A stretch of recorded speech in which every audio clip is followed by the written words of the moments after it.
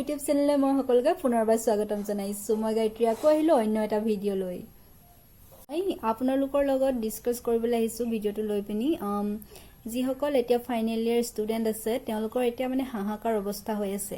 আসলতে মানে তেওঁলোকে এতিয়া এক্সামৰ কাৰণে প্ৰিপেয়াৰ কৰিব নে নকৰে। ইউজিচিয়ে কোৱা মতে এতিয়া কৈছে যে সেপ্টেম্বৰ মাহৰ পৰা এক্সাম হ'ব।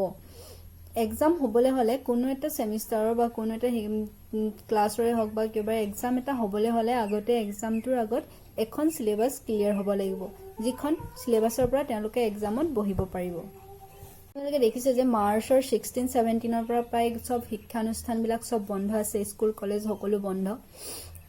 জানুৱাৰী আৰু ফেব্ৰুৱাৰী মাহতো কিবা কিবি চলি থাকে program, school college week, school week and youth festival থাকিলে সেইবিলাকত সেই দুটা মাহ গুচিয়ে গ'লগে। প্ৰায় ক্লাছবিলাক ফেব্ৰুৱাৰী লাষ্টৰ পৰা ষ্টাৰ্ট হ'বলৈ ধৰে এণ্ড 16 পৰা বন্ধ হৈ গ'ল। মাৰ্চৰ 16 পৰা স্কুল কলেজ সকলো বন্ধ হৈ গ'ল। এতিয়া তাৰ পিছৰ পৰা অনলাইন ক্লাছ কৰিবলৈ আৰম্ভ কৰিছে। অনলাইন ক্লাছ কিমান হৈছেনে বাৰু অনলাইন ক্লাছ? এমাহো অনলাইন ক্লাছ হোৱা নাই। এতিয়া ষ্টুডেন্ট বিলাকে প্ৰটেষ্ট কৰিবলৈ আৰম্ভ কৰিছে। তেওঁলোকে ছচিয়েল মিডিয়াত পোষ্ট শ্বেয়াৰ কৰিছে যে সিলেবাস কমপ্লিট নোহোৱাকে কেনেকে পঢ়াব আৰু কেনেকে পৰীক্ষাত বহিব।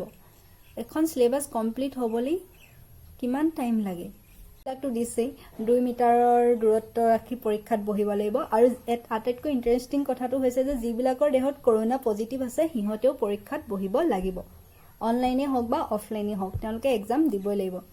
জীৱনটোৰ লগত যুঁজিব নে এতিয়া সেইটোত মাথা মাৰিব? জীৱনটোৰ লগত যুঁজিব নে এতিয়া তেওঁলোকে পৰীক্ষা দিবলৈ যাব? কি কৰিবলৈ বিচাৰিছে আসলতে একো বুজি পোৱা নাই। ছাত্ৰ ছাত্ৰীসকলে এতিয়া মানে কি কৰিব, কেনেধৰণে আগবাঢ়ি যাব তেওঁলোকে। এতিয়া ইউনিভাৰ্চিটি বিলাকত প্ৰৱেশিকা পৰীক্ষা বাতিল কৰি দিছে, তেতিয়াহ'লে চব কৰিছে যদি তেওঁলোকে সেই প্ৰৱেশিকা পৰীক্ষাটো কিয় কৰা নাই?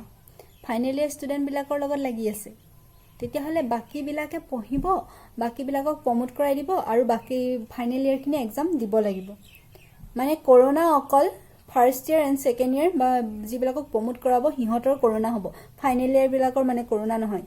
এনেকুৱা কিছুমানো জেগা আছে এখন কলেজত অকল সেইখন ডিষ্ট্ৰিক্টৰে ছাত্ৰ ছাত্ৰী পঢ়িবলৈ নাহে। ধৰি লওক শিৱসাগৰ জিলাত Joysagar college, Gargaon college, Sivasagar girls college, এইবিলাকত জানো অকল শিৱসাগৰ ছাত্ৰ ছাত্ৰীসকলে পঢ়িছে? শিৱসাগৰ জিলাৰ বাহিৰৰ বেলেগ ডিষ্ট্ৰিক্টৰ ছাত্ৰ ছাত্ৰীও আহিছে তাত পঢ়িবলৈ। কিন্তু এতিয়া এইটো কথা হৈছে যে সেইবিলাক ডিষ্ট্ৰিক্ট যিবিলাক বাহিৰৰ ডিষ্ট্ৰিক্টৰ ছাত্ৰ ছাত্ৰী আছে তেওঁলোকৰ কিছুমান তেওঁলোকৰ সেই যিবিলাকত তেওঁলোকে বাস কৰিছে সেই অঞ্চলটো বা সেই গাঁওখন এতিয়া বৰ্তমান কণ্টেইনমেণ্ট জোনতো থাকিব পাৰে বা কিছুমান ছাত্ৰ ছাত্ৰীৰ গাত দেহত এতিয়া কৰোনা পজিটিভো থাকিব পাৰে। তেওঁলোকে এক্সাম দিবলৈ আহিব। তেওঁলোকক এতিয়া কৈছে যে ৰুলছ বিলাকত কৈছে কাৰোবাৰ দেহত যদি কৰোনা আছে তেওঁলোকেও এক্সাম দিব লাগিব। এতিয়া আপোনালোকে কওক কি কৰাটো উচিত? আগে সিলেবাস কমপ্লিট কৰিব লাগে নে এক্সাম পাতিব লাগে? এটা কথা জানেনে, অসমৰ মাটিত বৰষুণ পৰাৰ আগতে কাৰেণ্ট কাটি থৈ দিয়ে। এতিয়া অকল কৰোনাৰ লগতে মানুহ যুঁজিছেনে? কিছুমান অঞ্চলত গ্ৰামাঞ্চলত বা কিছুমান নৈ দাঁতি কাষৰীয়া অঞ্চলত বানপানীৰ পৰা হাত সাৰিবলৈ তেওঁলোকে উপায় পোৱা নাই।